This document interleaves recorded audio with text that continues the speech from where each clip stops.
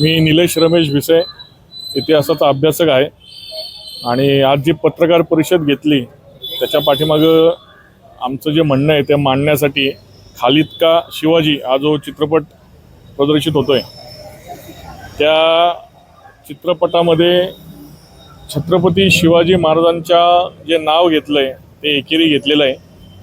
पुण्यश्लोक छत्रपती श्री शिवाजी महाराज असं हे महाराष्ट्राचं आराध्य दैवत आणि या दैवताचा उल्लेख एकेरी पद्धतीने खालिद का शिवाजी असा करण्यात आलेला आहे। या चित्रपटामध्ये जे डायलॉग्स आहेत जे प्रोमोमध्ये आपल्याला बघायला मिळतात चित्रपटाच्या टीजरमध्ये की रायगडावर छत्रपती शिवाजी महाराजांनी मशीद बांधली, शिवाजी महाराजांच्या सैन्यात 35% मुसलमान होते, शिवाजी महाराजांचे 11 बॉडीगार्ड्स हे मुस्लिम होते, अशा सगळ्या काल्पनिक अनैतिहासिक विकृत अशा गोष्टी या चित्रपटामध्ये घेतलेल्या आहेत।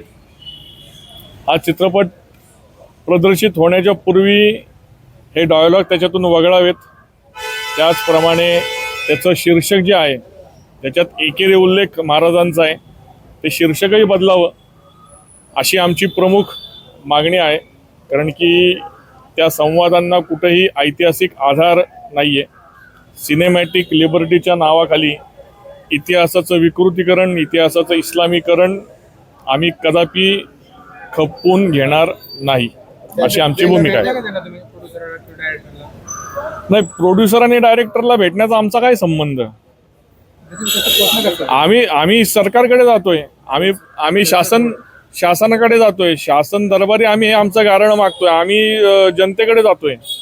जरी मागणी पूर्ण नाही झाली आम्हाला आशा आहे की आमची मागणी पूर्ण होईल आणि मी तमाम शिवशंभू भक्तांच्या वतीने असं आवाहन करतो की लोकशाही मार्गाने शांततेने आपण या गोष्टीचा विरोध करूयात,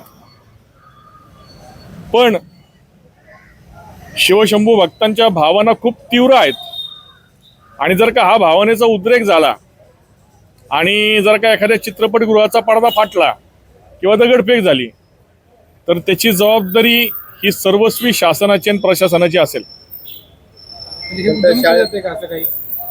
हे 100% मुद्दामून केलं जातंय। गेले 20 वर्ष सातत्याने अशी मांडणी केली जाते की छत्रपती शिवाजी महाराजांच्या सैन्यामध्ये 35% मुस्लिम होते, ते 35%चे आता 70, 75, 80% त्याची आकडेवारी नेलेली आहे। याच्या पाठीमागे शिवाजी महाराजांच्या इतिहासाचं विकृतीकरण करायचं, इस्लामीकरण करायचं, आपला सेक्युलरिझमचा भ्रांत सेक्युलरिझमचा अजेंडा रेटण्यासाठी, आपल्या राजकीय पोळ्या भाजण्यासाठी, मुस्लिम मतांचं लांगुल चालन करण्यासाठी। तुम्ही म्हणाल आत्ता इलेक्शन कुठे आहे? प्रश्न इलेक्शनचा नाहीये, ही भूमी अशी मशागत केली जाते आणि मग जेव्हा इलेक्शन येईल तेव्हा ती पिकं कापली जातील। तर हा त्यांचा अजेंडा, प्रोपोगंडा फिल्म आहे ही आणि हा अजेंडा आम्ही कदापि खपवून घेणार नाही। शाळेत दाखवलं होतं की महाराजांचा आदर्श घेतलाय त्यांनी। त्या शाळेमध्ये बघा, त्या पिक्चरमध्ये जो सीन दाखवला आहे की त्या शाळेतला एक मुसलमान मुलगा असतो आणि शिक्षक अफजल खान वराचा चॅप्टर शिकवत असतात आणि ती कथा सांगताना त्या शाळेतलाच आणखीन एक विद्यार्थी त्या मुस्लिम मुलाकडे बघून अफजल खान अशी त्याला हाक मारतो। आम्ही सगळेजण शाळेत गेलेलो आहोत, 4थीच्या पाठ्यपुस्तकामध्ये छत्रपती शिवाजी महाराजांचा इतिहास आपल्याला शिकवला गेलाय।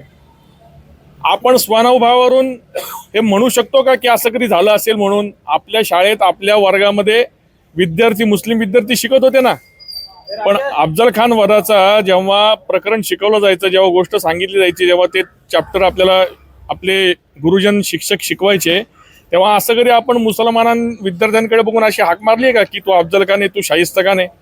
असं कधीच झालेलं नाहीये या महाराष्ट्रामध्ये।